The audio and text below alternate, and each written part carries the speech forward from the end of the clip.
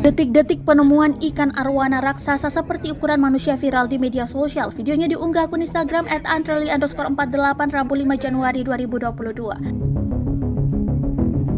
Terlihat ikan itu sudah diangkut ke darat dalam kondisi tak bergerak. Warga sekitar juga mengerumuni ikan yang hampir setinggi orang dewasa.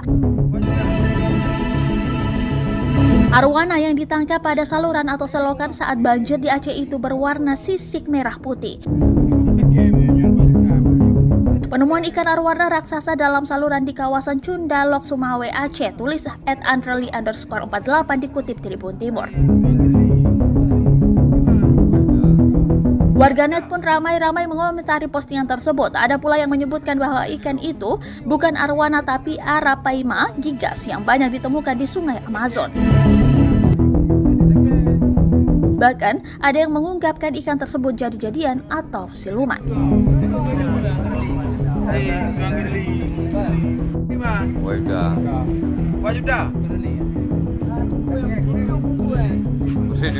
Video lah. Kau dah video. Lagi punya 2 juta.